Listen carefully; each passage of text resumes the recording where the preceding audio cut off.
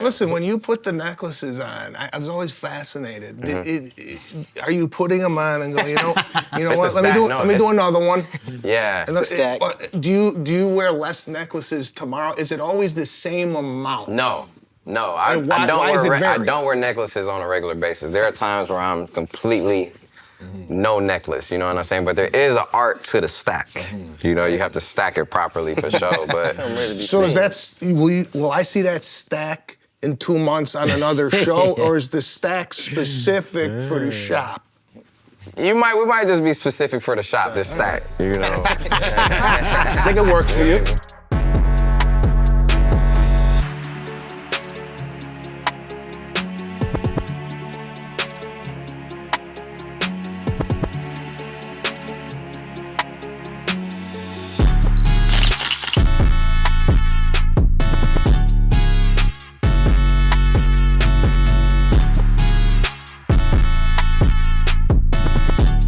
You can do whatever you want.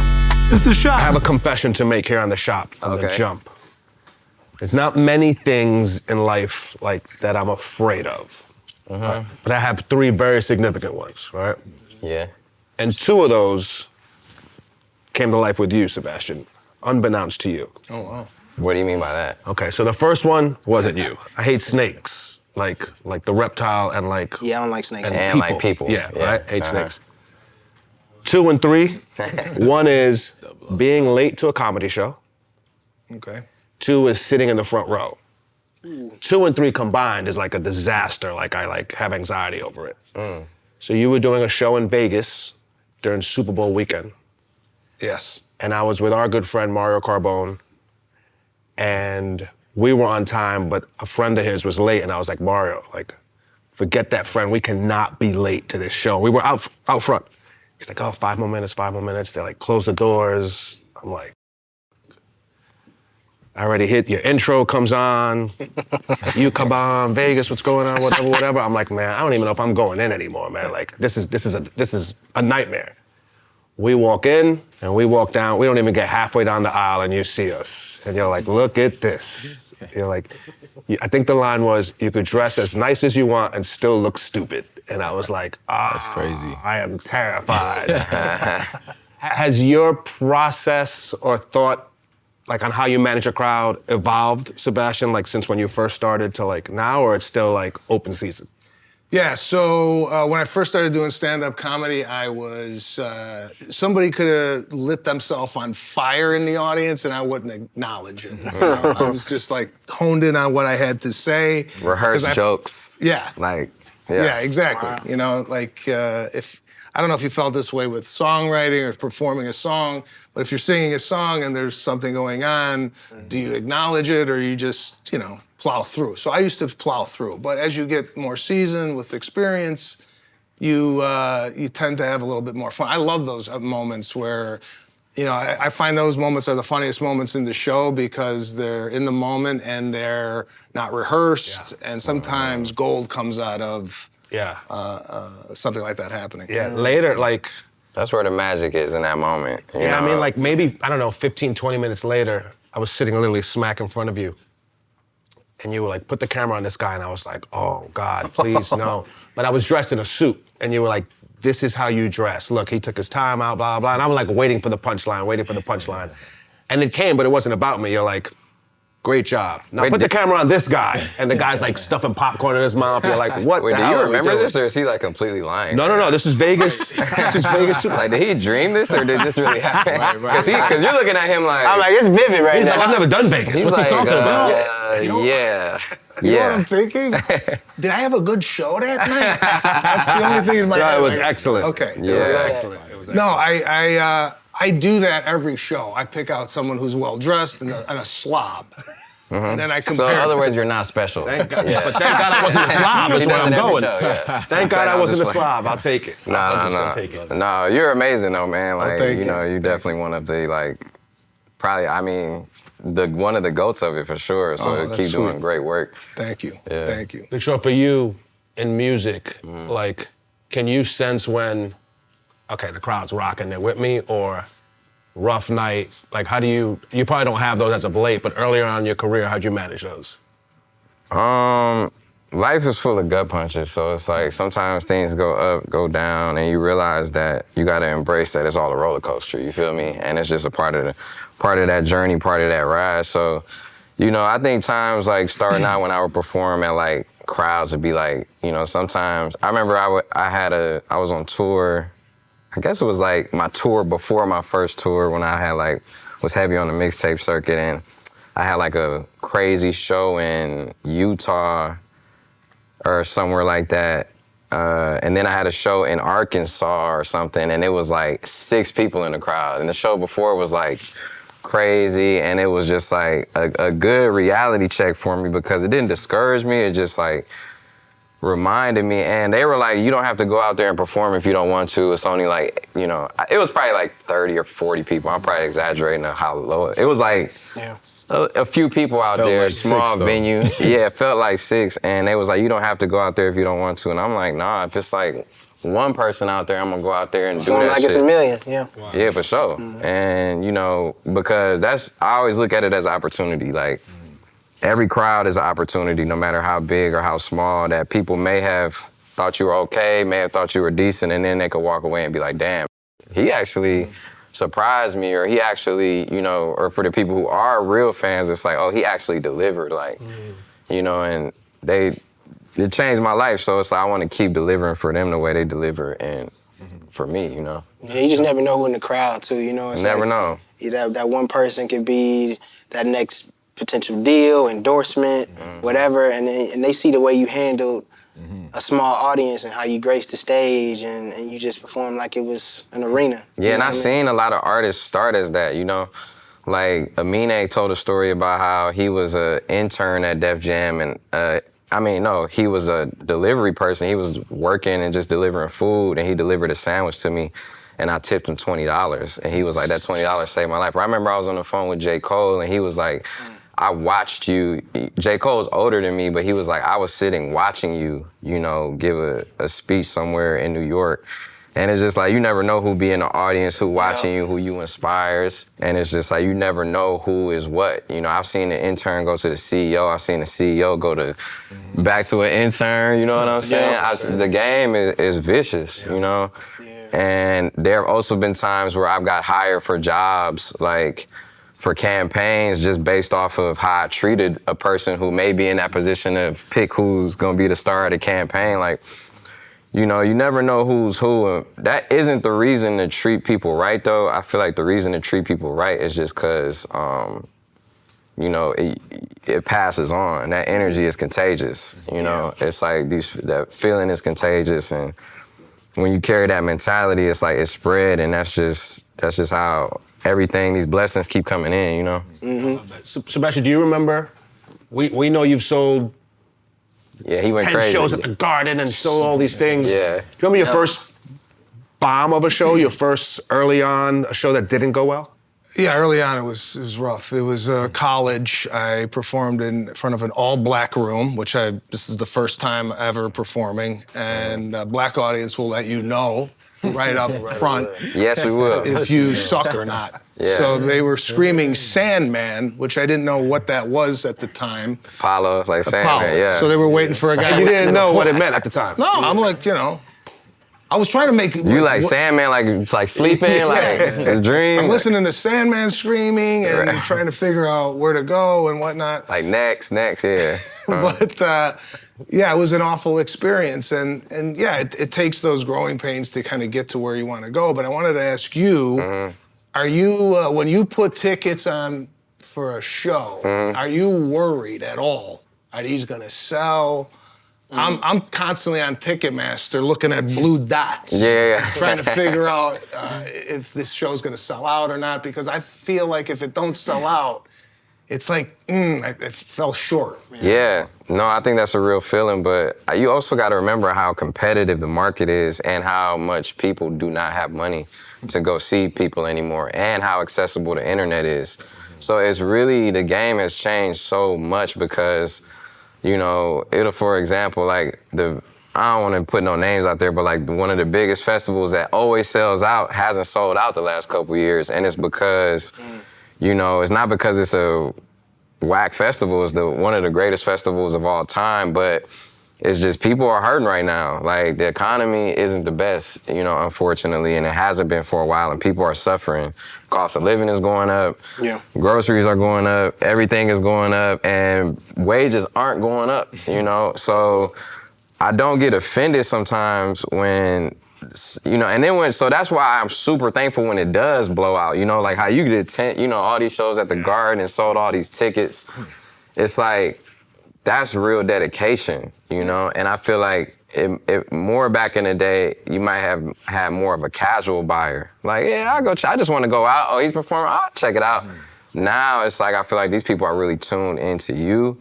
And I feel like this is the most important time to cater to your audience. And that's like something I've been like realizing. Like, it don't matter if it's an arena, if it's like a club, like just cater to your audience and you gonna impact who you meant to impact, and everything else is just like the sprinkles on top, you feel me? Everything else is just like extra. And speaking of audience, like Kof, like coming out of Queen Sugar, like I went to Essence Fest and I seen like fans going crazy. Like you had like eight. You had like everybody going crazy. Everybody going okay, right. Let's be real. I'm like, bro, like it's like you had dropped an album or something, but they was just going so crazy. After coming out of a show like that and doing other films, like, are you trying to carry those same fans to the next projects? It's a good question, man. Yeah. See, I'm not a musician. I'm not a comedian, so like everything. You're creative though. Absolutely. Yeah, we but all are. everything we do is in private. We're on set. It's really controlled. It's like it's not a live event. But I think I take a really holistic approach to the thing. I guess what I'm trying to say is like that's unexpected. Like Essence is unique in the sense of like a lot of what we do creatively is in our head. It's in our hearts. It's in a controlled environment. You don't really get those rewards instantly. You know what I'm saying? So seeing people do all of that, that's great and all, but I don't do it for that. You know what I'm saying? I don't do it for that, but I'll put it this way. Looking back and watching my journey, as Sean was saying, you have to be grateful for your audience. And sometimes I think I take it for granted, or especially in the past. So as I've gotten older, or as I'm getting older, I realize that's a blessing. These people don't have to you know what I'm saying? So, not only do they have to not with you, it's like, I always think about myself when I be at shows and like the energy be up. And I be thinking when I go to shows, I don't be like that. I don't be like, just that shit comes and it goes. Observing. It comes and it goes. Yeah, for sure. It don't matter how much that's happening. One day I'm gonna be 60. There's gonna be somebody who's 20, and there's gonna be somebody who's 30, and so it's like it's nice and enjoy it while it's there.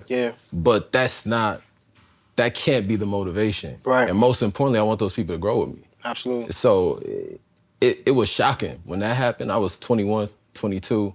Girls Trip just came out, and I was just like, my mom right there. She people. They was beating her up. I'm like, yo, that's my mom. Like, they jumping on top. But like now looking back, which is 7, 8 years, I'm like, that felt like a dream. You know what I'm saying? And like, it's still love and it's still woo, but like, you gotta just take it season by season and like, that's nice. I got a question for you, Kofi. See, I'm Nigerian. Yeah. I already Come on, man. You already know, man. Nigeria boy. So I'm Nigerian too. Yeah, man. Oh God. No, we gonna. I got like a lot of Nigerian roots. I don't know how much. I knew I liked you. I did do What the you do? 23andMe one time. Good. But my mom, my I family gotta had do that already too. told me I had Nigerian roots, and we went to Nigeria a couple times. And like, I definitely like, I want to go back. I've been like a few times, but I want to go back and do like a show in Nigeria and really connect with my roots. And Ghana. You know what I'm saying? And Ghana for sure. And Ghana. Yet? Yeah. All right, word. I went to Ghana for the first time a couple years ago. That was fire. No, Ghana. For Dirty December. Yeah, that was. Of course. That was. So right, that was as a incredible. first generation, right, African, I know that the understanding that sometimes that we have about being creatives tends to go against the grain. For you, how was it a opportunity for you to be able to capitalize on something creatively that isn't in the school aspect or in the doctor field or something like that? Like, how were you able to fully go forward in, your acting career as a first generation Ghanaian? I was about to say, I just gotta thank my mom. She's untraditional, you know what I'm saying? Same So it's with like, mine, that starts from the top down. So it's like, my dad, he's like, y'all friends, they are going to Harvard, to Stanford. Yes. And I'm like, all right, Dad, you know what I'm saying? But, It's a real Man, I love to hear like this, y'all friends, like that's the, you know what I'm saying? Studying. But but to keep it real, like I said earlier, a lot of my life is holistic in the sense of it's purposed. It wasn't that strategic. Like me and my brothers, we were acting since we were kids. You know, it started with modeling. Like my mom got these 3 African babies walking around LA. White people, oh, your baby's so cute. So handsome, right? She was like, like, you know what I'm saying? So it worked out once, it worked out twice, and my brothers worked all the time. I was the middle brother. I'm still the middle brother, the shy brother. I don't like to talk. I don't like all that. You know what I'm saying? That being said, well, you doing good now. Thank you, man. Appreciate that. But it was just normal, you know. And again, growing, like once I'm like, damn, not normal. It was normal to me, you know what I'm saying? So like, a lot of my friends were playing basketball, they were doing this. Everybody wanted to play ball. You know, that was the ticket out. Everybody played ball, And it's like, I was good, but I wasn't great. You know what I'm saying? But even you short. And that, I But wasn't. you play other sports, right? You play golf. I played all that. You know what I'm saying? But again, I got African parents. My mom said, you're gonna do tennis, golf, swimming. She was, you know, everything. Anything that made money. But the creative is where my heart is at. You know what I'm saying? And my mom never knocked that. My dad knocked a little bit, but he supported moms because she got the final word. But untraditional, man. I was just blessed, and I feel like that's why it is my purpose. And as much as I love acting, I feel like directing and storytelling and world building, narrative building, photography, just lens. I'm most interested in what I see rather than being seen. Like, I think my vantage point is a lot more important than like me. What was y'all's moms like? Like, did y'all have supportive moms? Was they like I had a super supportive, you know, Black, strong mom, you know what I'm saying? Detroit woman. And like a grandma, you know, my grandma was like one of the first female Black captains in World War II. Yeah, we've seen that. She was like, she was like Tyler Perry did. We can't breathe. Say that again. We can't just breathe over that. She was one of the first female Black captains in World War II. She just got a congressional gold medal. That movie, The 688, Tyler Perry did. Like she was in that. That was her life. Like she was a part of the 688. So like, I was able to get that type of strategy. And that type of, she was a faithful woman in the sense of like having, you know, a strong faith and would take us to church every Sunday. But she didn't really tell us she loved us more so. She showed us, you know, she showed us what it was like to be the backbone of the family, right? And like, that's a lot. I wrote a book that came out earlier this year, and a lot of it's really not just, I'm the one who wrote it. You know, my boy Jay Shetty was like, you need to write a book. I'm the one that wrote it, but it's really like a lot of her philosophies and a lot of people around, like a lot of angels I had growing up, you know? And even when I did the opposite, because for her, education was like the way to a better life type, you know? So it's like, I didn't go to, she saved up all this money her whole life for me to go to college, and instead I spent it all on studio sessions, you know what I'm saying? And like, it broke her heart, I think, but at the same time, she still supported me, and that is something that I've learned now that I got a kid. It's like, you can't really control your kid. You kind of got to support them through it and let them know, like, you know, you can have your idea of what you want, but they're going to do their thing. And you got a guide. Congratulations on the book. I appreciate that. That's one of my dreams, bro. Yeah. It was a true honor. And, you know, it's just a way to like apply. It's for people who need to apply a strategy, a connection, and like, you know, realize that going through the ups and downs is a part of the life. And like, you know, when you take care of yourself, it's like putting that armor on every day to go out there and handle what you got to handle without it piercing through to you. You know what I'm saying? So, did you have moms or grandmas on an intro or outro, or did I make that up? Yeah, I had my grandma on a song. I have all of my family. My dad was on like my album Dark Sky Paradise. My mom was on my album I Decided. My grandma her voice was on the end of One Man Could Change the World. That was about her. Yeah. And because I wrote the song about her, because that's what she used to tell me, like, you know, remember One Man Could Change the World. We're talking about parents, we're talking about heritage. Yeah. Yeah, you're first generation too, right? Yeah, my father was from Sicily, came here when he was 15. My mother was born here, come from Italian background. Yeah. And generally speaking, the arts is not really something that's like, when you come from immigrant parents, it's like, does the job have health insurance? Right. That's it. So, but my family was kind of an outlier, and they were very, very supportive of what I wanted to do. I left home when I was 23 years old to LA from Chicago. And yeah, I mean, there's times where I called home and I'm like, I don't know, man. It's been 5, 6 years I've been doing this, nothing. You know, I was waiting tables at the Four Seasons Hotel and nothing was coming my way. But they were like, just stay at it. You know, you're gonna get there. So to have that back home, you know, to have that support system, definitely helped me. My sister, they were all like, you know, you gotta just stick with it. So yeah, I think having that support from the family definitely is something that some people don't have in this business. And it feels good to come through with that check too, you know? Yeah, it feels good when you're like, oh yeah, I got you a new crib. It's like, yeah, you know, that Surprise! that feels good. And you were Sicilian, so, you know, I definitely got to say, I know everyone else here is black. You know, Italians and blacks, we rock with each other though. Oh, yeah. So you already know that's like same corporation, different divisions. You know? exactly. Yeah. And your heritage is a major part of your comedy, like to this day. Yeah. Right. Like, Oh, yeah. how important's that been? Like connecting with audiences. It's hard, you know, I feel like a lot of the comedy now, see,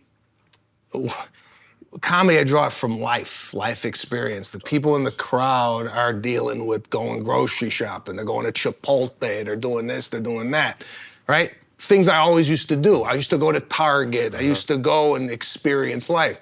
As you get busier and you're doing, you know, bigger Rich. projects. Like, I'm just like, yeah, go ahead. You said As you get rich, you didn't want to No, go ahead. Yeah, I mean, once you start to enjoy the fruits of your labor, right, you start doing things that maybe other people aren't doing. Right. And it's a little bit harder to discuss kind of everyday life. But I am very conscious. I like to, you know, I'm there. I'm taking my kids to school. We're going to, you know, I'm still, I feel like I just am living the same type of life, or I'm trying to. Although the parties maybe are a little bit more extravagant. but just a little bigger.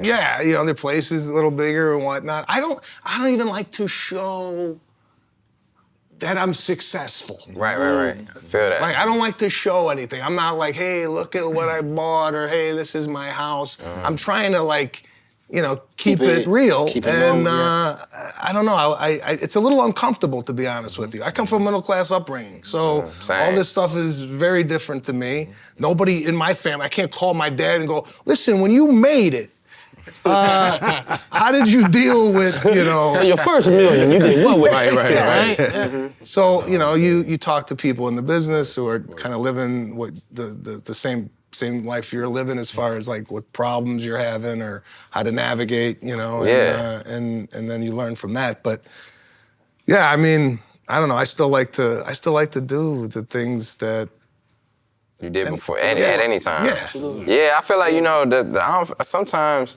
especially when you have a real strong character, the money don't really change you. It just kind of enhances you. And, you know, a lot of people say, like, it isn't everything, and it isn't. It is a lot, but it's not everything. And, you know, it's like, I don't know, Forrest Gump, one of my favorite movies, you know? Man, I think that's my favorite. I think it's one of my favorites. And when he got that, he invested in Apple. When he invested and opened the envelope, he was like, you know, one less thing to worry about, you know? You It's did like, the sounds crazy. It's really your favorite movie because you had to do the sound with it too. Yeah, for sure. I'm a master when it comes to the voice work. I ain't gonna lie, I just booked an animated show. Yeah, I booked one of my first animated shows. Yeah, I was gonna ask you about that. I didn't know if you want to talk about it. Yeah, it's new. It ain't announced yet, so I ain't gonna talk too much about it. But I also did like the anime. You know, that's what other passion of mine is like. I love animation. I love shows. I love anime. I love, like, you know, just having fun, you know, so. I love Forrest Gump, dog. But that's what I mean. It's just one less thing to worry about. You know, when you got a strong character, it doesn't really change who you are. It just kind of like, it enhances the qualities about you.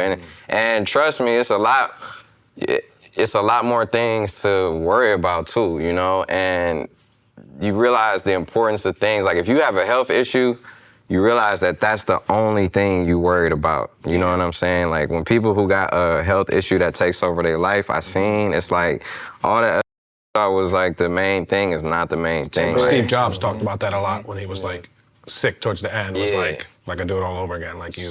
How have you all grown emotionally, getting to a different point past regular status? Like, what's the level of emotional intelligence that you have to get to maintain this level of professionalism and success for yourself? I don't think it's like just exclusively to us though. Like I think that everyone has to like. I feel like everyone has any field, any profession, anything you're doing, whether it's you working on a movie, whether you working at a McDonald's, you go through these stages of evolution and development, you know what I'm saying? Every race, everything in different ways, different struggles, you know what I'm saying? But I think it's just like, sometimes when you may be subject to it differently just depending where you at, but I think it's just something that you gotta grow through and something that there's no blueprint for, so that's why it's important to talk about it because some people don't really know how to deal with that. I feel like you go through these parts in your life like towards the end of your 20s, early 30s where you hit something where it's like something completely changes, it's like you feel like a wall is about to fall on you and you gotta like climb over it, like life changes, it's changing drastically, and not just because you're getting older, it just seems like a lot of people I know that's around that time it happens. I don't know what it is. When you talk about like making money, and like, so I was 21. I was 21 when I moved to New Orleans, started working on Girls Trip, Queen Sugar Girls Trip. My coach always said it's 12 hours of light, 12 hours of darkness. I was confused because I'm like, I finally made it. I got the bread, I'm traveling, I'm doing whoop-de-whoop, but I also said I could finally afford to break down. I couldn't afford to stop before. So like once I started making money, I could afford a mental breakdown. I actually had the time and space to not do anything. So I was left with myself. And like, it was cool. There was a lot of good. There was a lot of fun. There's a lot of distractions. I got to do a lot of things I always wanted to do, but there was a lot of pain I was carrying. Me too though, me too. Yeah, me too. You're gonna have a lot of things. But it's the end, then what? Like once you do all of that, it's like, all right, cool, and then what? You went to Europe, you went to Africa, you went to Whoop, you went to WAP, you what? And if I even fast forward, it's like, all right, cool, you made $1 billion, and then what? You still need a life. You still need an identity. You still like, so what do you do? What motivates you to get out of bed?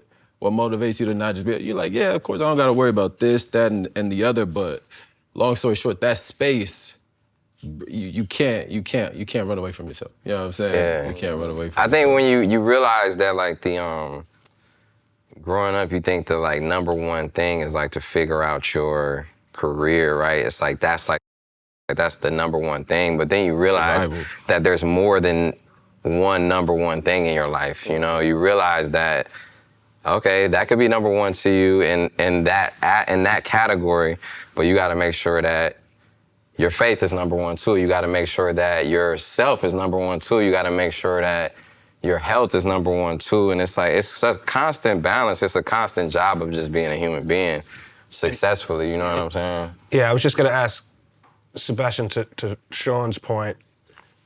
There's a conflict, right, for you because the way you make money and can provide for your family and this lifestyle is being on the road in most cases, right, and going to work. How do you balance that, having a family and kids and that duality of like when you're on the road feeling bad that you may not be home and when you're home feeling bad like much more I could be doing? Oh, God. I mean, I did a movie for 9 weeks in Alabama, and I'm FaceTiming my family, and I'm like, what am I doing here, And I'm missing like all these moments at home. So, and I made it older. I'm 52, and it was like a 15, 16-year like ramp up to what I'm doing now. So I'm glad it happened when it did because talking about emotionally, this, that, and the other thing, I was ready to kind of accept the responsibilities. Set you up for that, yeah. And now that I got a family, to be honest with you, and by the way, I always think I'm going broke. Always. I mean, no, regardless of how much money you make. I was talking to Jay Leno about this. He's like, if I don't work next week, I think I'm going broke. So. Your business manager will make you think that too. Yeah, well, it's like, again, never had this type of money before. How much can I spend on a necklace, a car, or it's like. If you deal with that like I didn't anxiety. pay for a lot of these necklaces, just so you know, a lot of these. You showed up with a bunch of free. This was a gift. This was a gift. Yeah, a lot of it was free. You know. Man, going on over here? Listen, when you put the necklaces on, I was always fascinated. Are you putting them on and go, you know what? Let me do another one. Yeah. Do you wear less necklaces tomorrow? Is it always the same amount? No, I don't wear necklaces on a regular basis. There are times where I'm completely no necklace, you know what I'm saying? But there is an art to the stack. You know, you have to stack it properly for sure. But I'm ready to be seen. Will I see that stack in 2 months on another show, or is the stack specific for the shop? we might just be specific for the shop, this stack, you know? This is what our show is all about. Real conversations with an amazing group of people. You could be at your local barbershop or your local Starbucks. It's all about the stories, the energy. So go get yourself a drink, order a coffee, tea, whatever you prefer. We've got a lot more to get to. Now, I want to go back to what you were saying, though, like dealing with that anxiety of just being successful, being away from home, and then dealing with like being a father. Like, how do you incorporate that into just your craft? And what's your process in that? So yeah, right now it's a lot to do with family and getting older. So as my life progresses, I start to draw material from what I'm doing in my life at that time. So right now it's a lot of ailments. After this, I start at 3 o'clock. After this, I start prep for a colonoscopy. Yeah. Right? So I'm going to be taking 12 pills within 1 hour to clean the system out. So you guys hit me at the right time because in a few hours I'm going to be living in a restroom. Right. So it's a lot about just the health right now, and I want to be there for my kids. I make it a point. I'm a proud father. I'm a responsible father. I'm always kind of making sure I am raising 2 productive human beings. I'm constantly on them, maybe a little too much. My wife is definitely on the other side of it. She's very carefree and happy and positive, and I'm like negative, and it's all gonna end tomorrow, you know? Yeah. That's a balance, though. Yeah. It's a balance. I'm trying to find it. I don't know. It's like, I don't want to, I'm looking at my life going, okay, about 80 years old, right? I'm going to start declining. So I got 20. Yeah. You're not thinking about this? No, I mean, I'm thinking so far into the future. I got 28 good years left, right? And how am I going to enjoy those years? So and it's a curse sometimes because I'm not living in the moment. I'm living in the future, and I wish I could like really enjoy what's happening now instead of thinking about what's going on Tuesday in August. Well, the fact that you recognize that, though, I feel like that's the first step is like recognizing that. But as far as health, though, do y'all like, that's something that I got from like my family too, is like, you know, I take like so many pills every day, like probiotics, enzymes when I eat, liposphere, you know, I take vitamin C, I take like all these different things. I got a whole medicine cabinet in my dressing room, you know, things, because the food isn't as nutritious as it was a few generations ago, especially in our country, in America.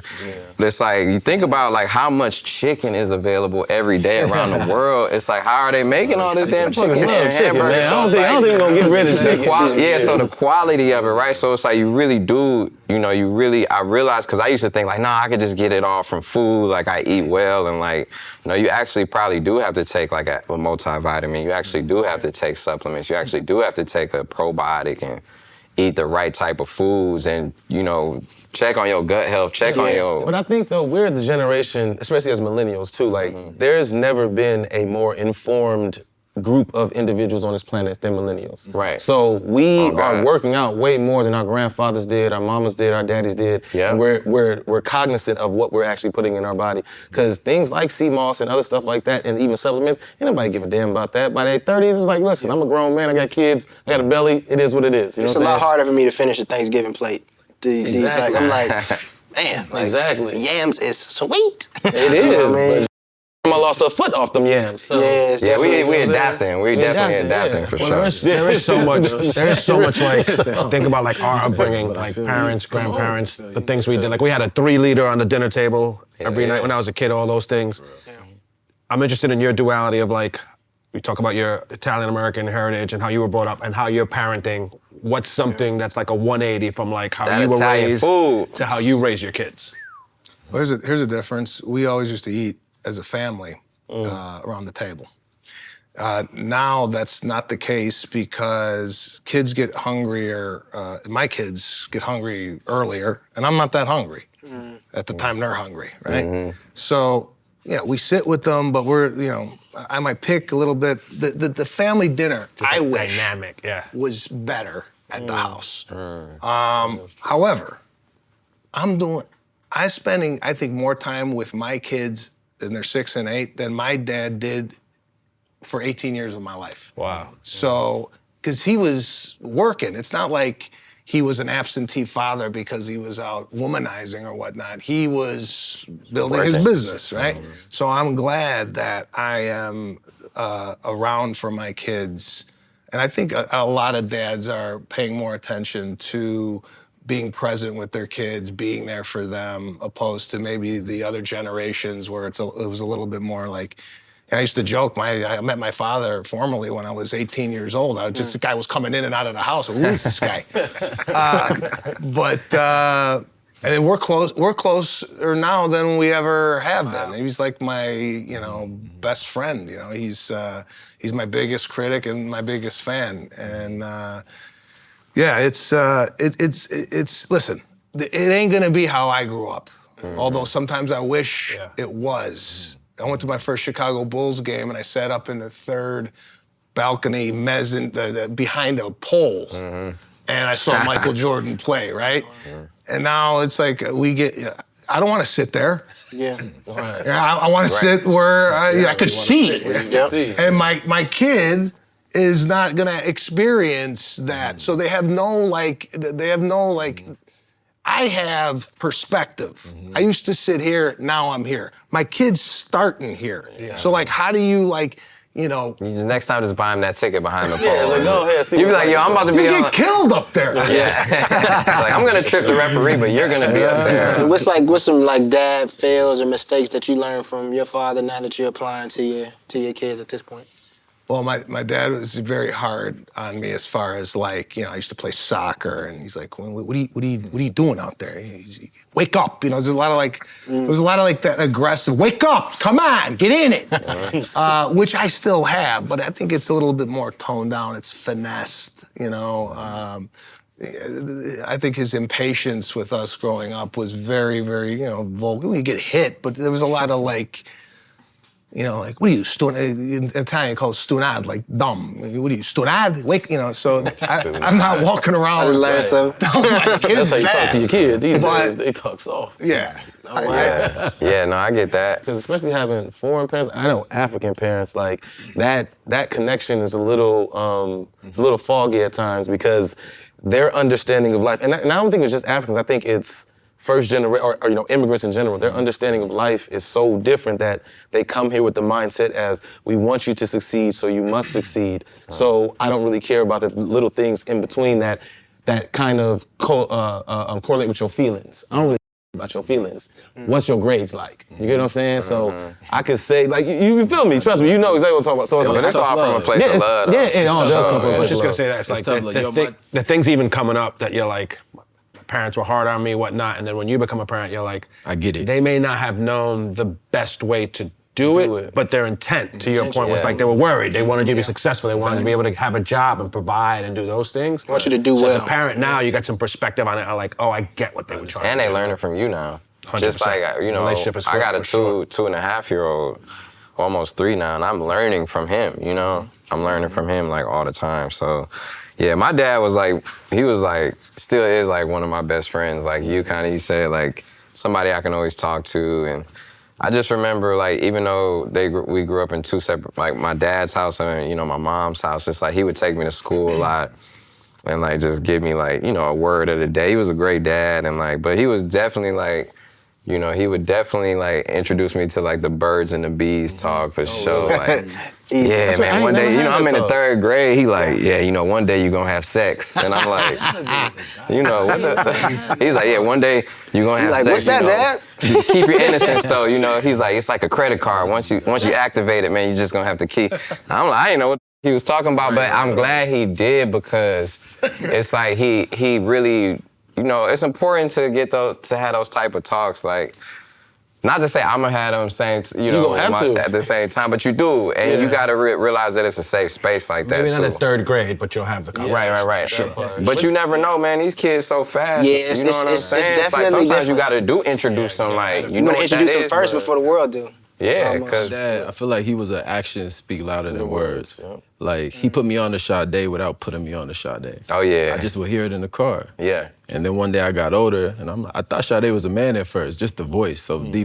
I was like, oh, Sade is Sade. You know what I'm saying? But he was listening to James Blunt, Sade, and I realized he's like a late bloomer in the sense of, you know, I garden and so I was at the house, I planted some stuff, woo-de-woo. I'm like, Pops, you know? He's like, yeah, put in them flowers. He just calls plants flowers. Flowers. All plants are flowers. So 6 months later, he's like, them flowers are really, like, he was like, it grew. Everything's beautiful. It was like, that was the point. But he's like, it always comes back around. And I just realized I gotta decipher his tough love and like, also his relationship with his dad wasn't really there like that. Same with So mine, he really, who he is and who he's been is light years different and ahead of what he experienced.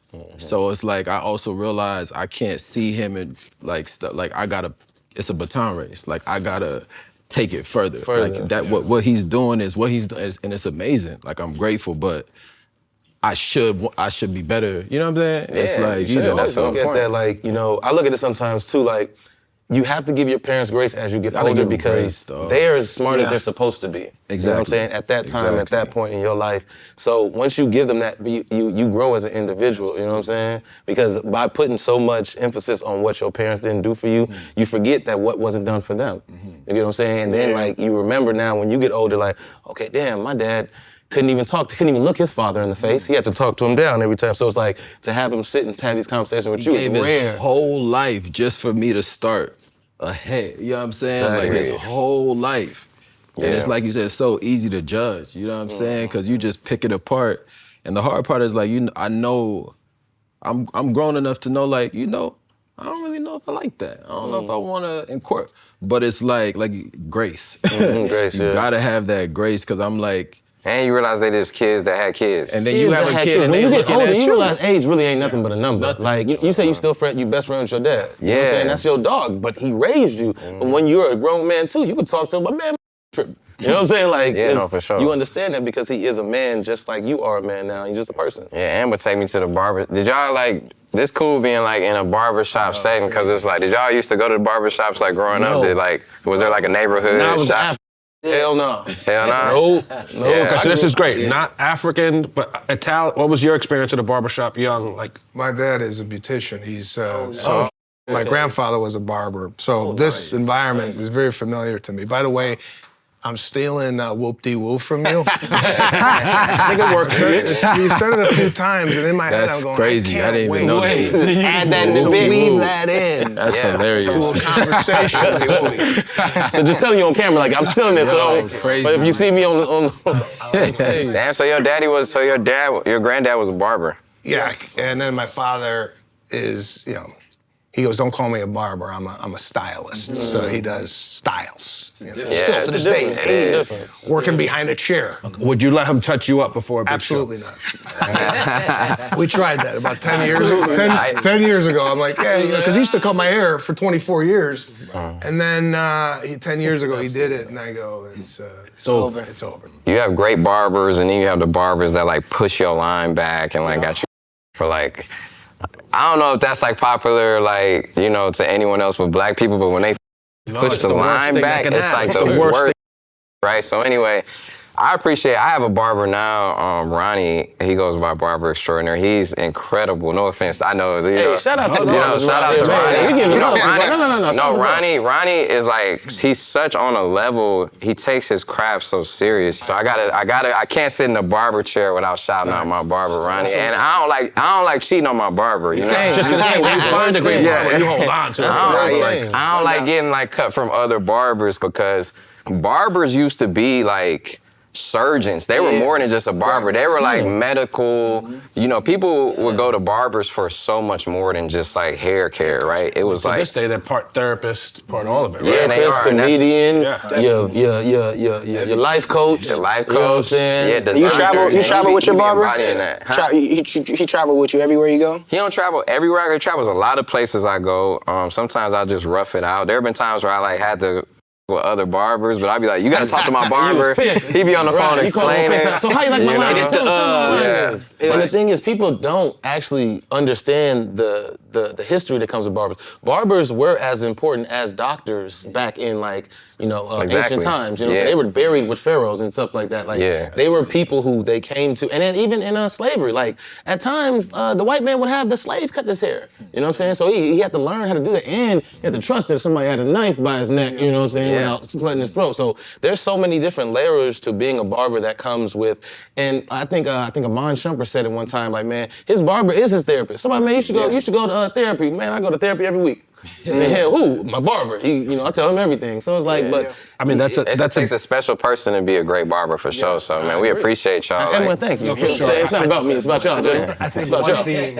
We're talking about barbers. We've been talking about a little bit also like is like mental health and for sure. You know, I know it's important to you. It's important to all of us. It's funny, like if I had a conversation with my dad when I was a kid about like mental health, he'd be like, mental what? Mental you what? know, Yeah. like, and now as an adult and understanding how important that is, you know, it's like we care about our physical health, right? And you'd go and work out or get a trainer. We care about our nutrition, all those things. But I think it hasn't been until recently that mental health, we've given it the attention. It's all so connected though. You don't realize how connected the mental health is to the, you know, other parts of health. And it's kind of like, it kind of has a stigma when you say mental health because it really is just a part of your health. It is just health. You don't be like, damn, my hand health is like real bad. It's like, no, it's like, you know what I mean? Or like, you know, it's all the same thing, and you realize how much it works together. You know, you realize how like the mind, body, spirit is so connected, and it's important for that balance. You know, but yeah, mental health, I feel like it just wasn't. It probably wasn't as identified as much as it is now. So it's like you didn't even know kind of what to call it. There wasn't no language. It was like feelings. That's what feelings, you feel me? right, yeah. And it's like just imagining what they were experiencing back then, but there was no language for it. Mm-hmm. And right now I feel like they exploit the language. Like you said, it sounds clinical, like mental health. Mm-hmm. Okay. And when you think of that, you think like, oh, somebody so crazy. What is it? Somebody like, wrong am I wrong? Like, am I crazy? But it's like, to me, mental health, I'm not even gonna say the present of that conversation. Like, well, what causes, like, what's the effect, like cause and effect. So it's like, if you talk about mental health, you gotta talk about the environment that causes up mental, you know what I'm saying? Mm-hmm. And we just trying like, oh, I'm a therapy, why do I need therapy? What's the actual issue? Like systemically, like what's actually going on? Like why are we now identifying that we're crazy? And it's like, it's kind of like, you know, the Black Power and then it's like you see all the big companies putting all, you know, girls with the afros and the bright colors, and I'm like, that's cool. Mm-hmm. You put the black square on Instagram, like that's cool, but like you're not really identifying, you know what I'm saying, the actual issue. We're not actually talking about the problem, like, and it does track back all the way to slavery, of course, but it's frustrating, because it's like, obviously it's every man for himself in the sense, yo, and when you say all the way back to slavery, I was talking about this with my driver on the way, not to, you know, my boy Ray. And my boy Chris, who worked with me, about how my mom, when she was born, her auntie that they would go visit and like, well, you know, hold her down in North Carolina, was born a slave. So obviously my mom's still here with us today. Mm-hmm. And like her auntie, I guess it was her great auntie, but she was born a slave. So it was not that long ago. Like, you know, when you say like back in slave, it's like, it wasn't that long ago for real. Yeah. So you can, I get how some people mindset, you know, I remember one time, the first time I got called by somebody white, I was 19, and I was on my way to Michigan State. There's this place called Howell, Michigan, right outside of Detroit, which is the blackest city in America, Chocolate City. And then you go to Howell, Michigan on the way to state. It's 30 minutes. How far is that? About 30 minutes from Detroit.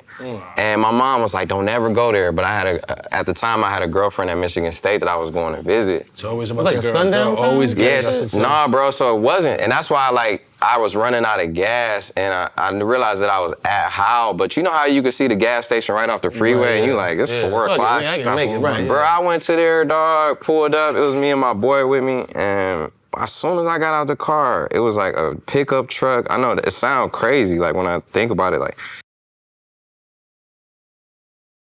I couldn't believe it. I thought it was like I thought it was like a joke for real, and I was like, what? I was like, you hear her? And he was like, yeah. I ended up pumping the gas and like getting on, but I just remember how much it hurt me. And then I realized that, you know, I'm like, them, they ignorant, they don't know. But then I had to think like, I don't know what they environment was like at home. I don't know what they've been taught. You know, if you get taught that something is right, it's all perspective based. And that was one of my first lessons. I think it's wrong, obviously. You know, like you should not call no black person no. You know what I'm saying? And you're not, but I had to realize, you know, that like people's perspectives be so different, bruh. And people really think they right or wrong or can justify something. Yeah. That's where like, I wish the root of those problems could really get solved, because they just, they translate and trickle down, and it's like, and you know, your DNA got so much coding in it. You see it when you have kids.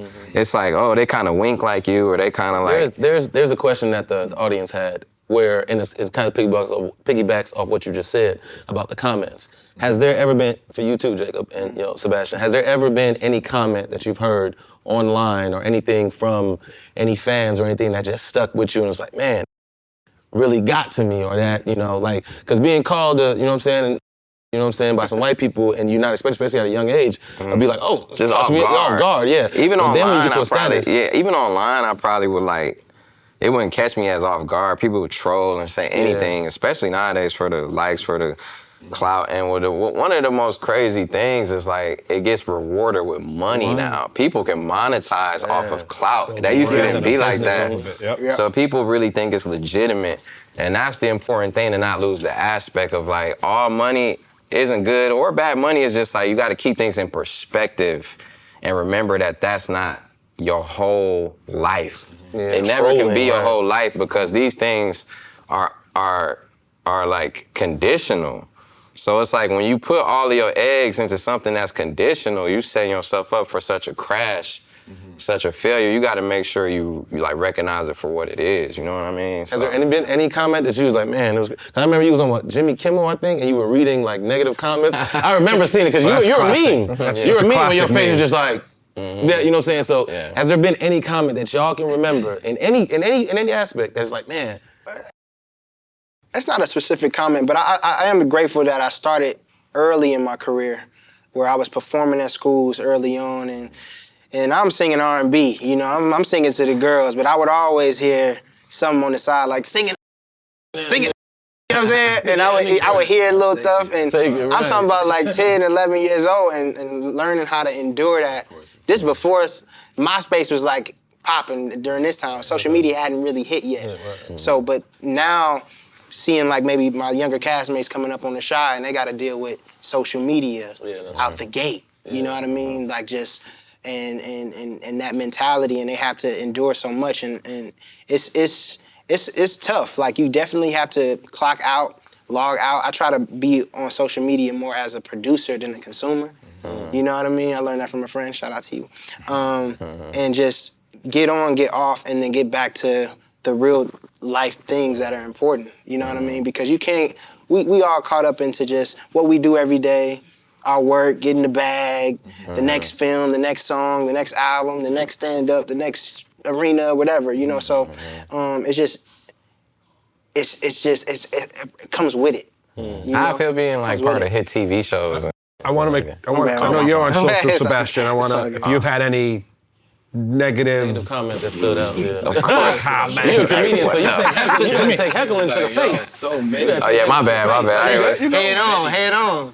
He said it's all been great. You don't ever say anything bad about me. Cakewalk.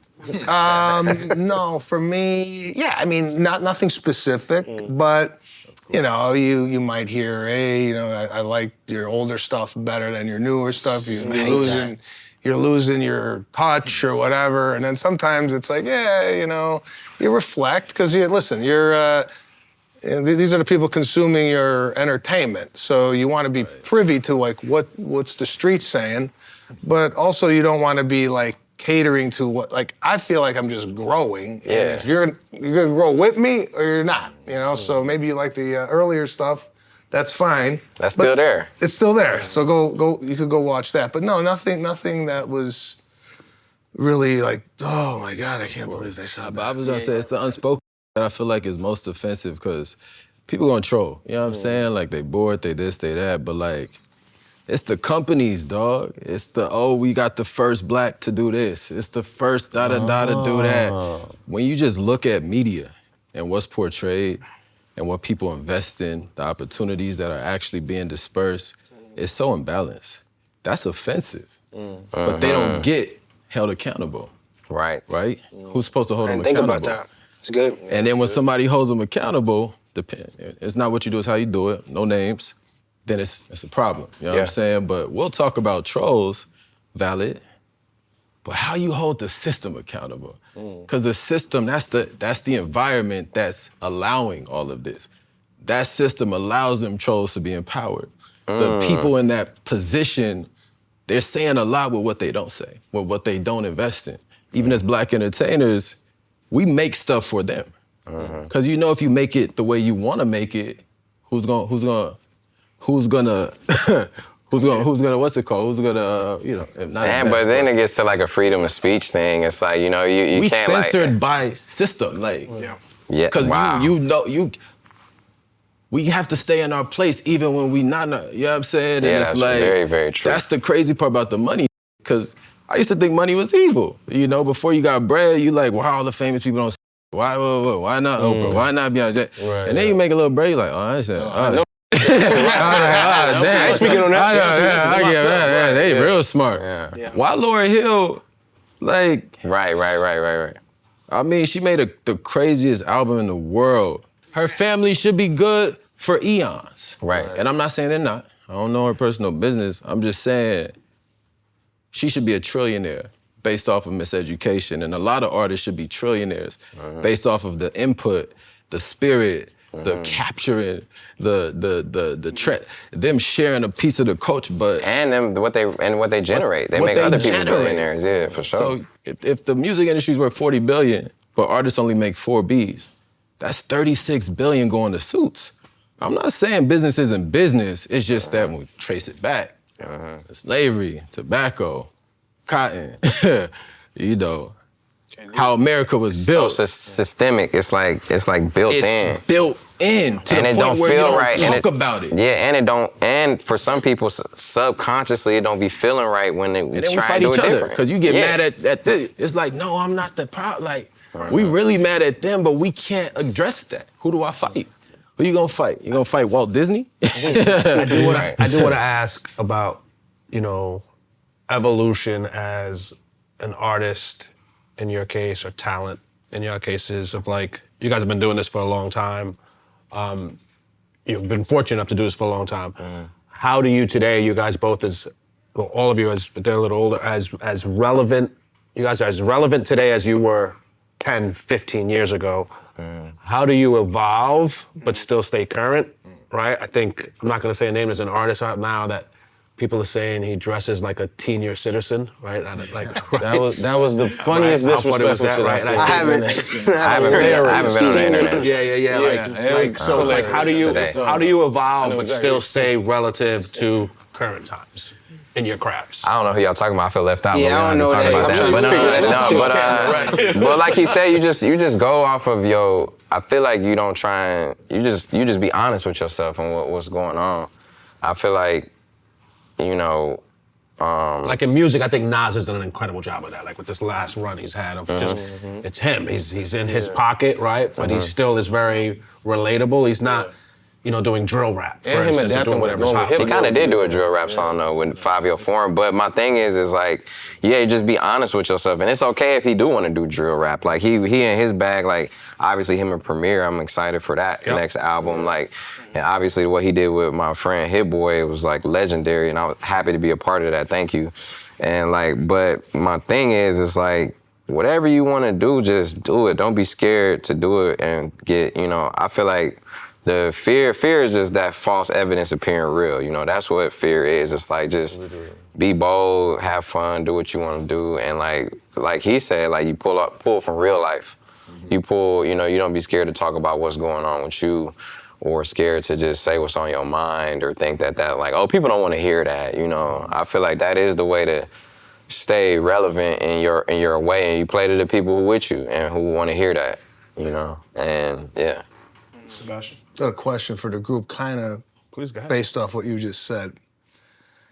I think there is a, talking about being relevant, I feel like wearing Air Jordans, there's an age limit on that, and I want to get your take on this.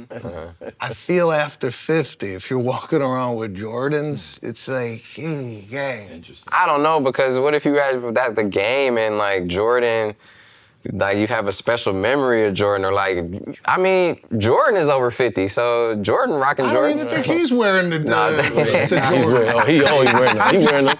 He stays I with the Christmas too. I see a guy who's 55 at a dad at a party, at his kid's party, and there's a 55-year-old dad there with Jordans on. I go, come on, man. How about them LeBrons, though? How about them LeBrons, right? I'm with the new LeBrons, bro. I'm like the LeBron 23 they on. Yeah, Them we need bitches them sweet, LeBrons, bro. man. Well, anything negative you say, we're editing it out. Oh yeah. Let's be very clear. Oh, LeBron. Say no, We need them LeBrons, I man. forgot. Yeah, we on it. Yeah, that's a shout out, Brian. Why do you think it's important to make spaces like this, and not just create spaces like the shop, but not just that entrepreneur, space curator, producer, etc. Where's that come from? Like, where's that passion come from? Yeah, I can tell you, you know, I've been honestly really fortunate throughout my career to find myself in rooms like this and having conversation, really just learning, right? And one night I was in a room and I was just learning so much, and you know, I was having this conversation with someone saying, I've learned more in those rooms than I did in all my formative years of education. So I just had the thought, I'm like, you know, how do we take these conversations, you know, and make them for the 16-year-old PR? Right, and learning on how would I have made different decisions, career paths, or learned things earlier, or done things sooner, or not done certain things if I had, you know, access to those conversations. And I think now more than ever, with the world as it is, I think these conversations are critically important. And by the way, it doesn't mean we got to agree on everything. I think it's, you know, that discourse is actually really good. So I think the more we could have these conversations, you know, I don't know what room organically Big Sean would be in with Sebastian, right? But the similarity is when you're agreeing more than you're disagreeing, when you're having these conversations, you're realizing you're more alike than you are different in a lot of ways. So I think these conversations are critically important, right? Whether you agree with what people are saying or not. And that was kind of it. We weren't trying to create a show. We weren't saying, oh, what's the next thing we could do? It was like, how can we just get more discourse? I think now more than ever, like, we need more discourse. We need people learning from each other as opposed to like just judging each other. And it's easy to. You think about it, like, if you look at who you follow on social media, it's easy. You follow people that think like you, that say the things you say. We watch TV and news from like the outlets that think how we think and do those things. Without knowing it, you can create a world which is very myopic, right? Which is just how I view the world, just what I believe in. And I think it's extremely powerful to have conversations that, you know, maybe have a different point of view, that maybe you don't even agree with, but even if it gives you half a second to reflect and think, oh, I never looked at it that way. I never, you know, I'll give you an example. Like, you know, in New York, like, I don't believe in like, you know, like our gun laws in New York are crazy. Tight. They don't mess around, you know that, right? LA too. We had Killer Mike on, and he's an advocate of guns and all of those things.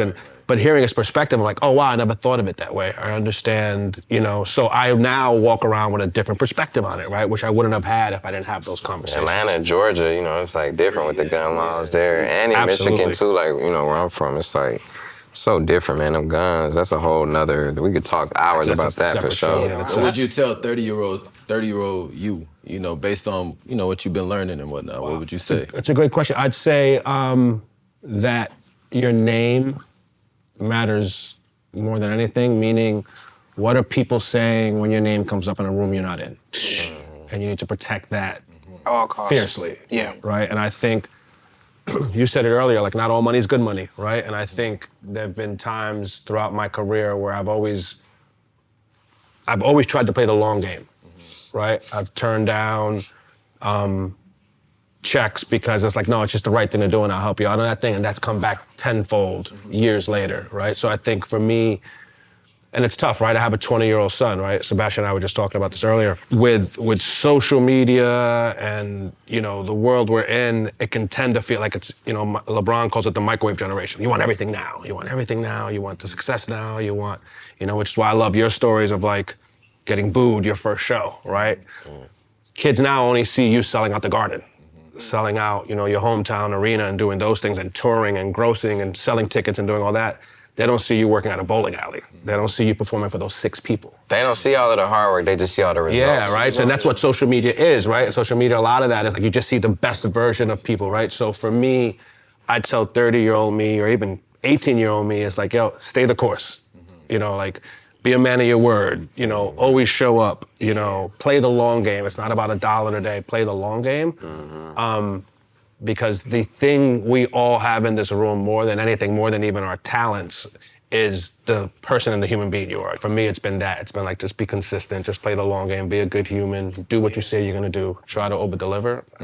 More times than not, it'll work out. Appreciate that. Appreciate that, OG. Yeah, what about y'all? Like, for me, I feel like the advice I would give to my younger self for sure is, first of all, I would tell my younger self, invest in invest. In crypto. Bitcoin. I did invest in crypto pretty early thanks to my mom. Yeah, so I'm like Bitcoin, Ethereum, Ripple, you know what I'm saying? And I invested a lot in the S&P 500. Now, I had the right people around me to tell me that years ago. So, it's all about building a portfolio, and I invested in some real estate. I invested in all these things. It's building a portfolio for my boy, really.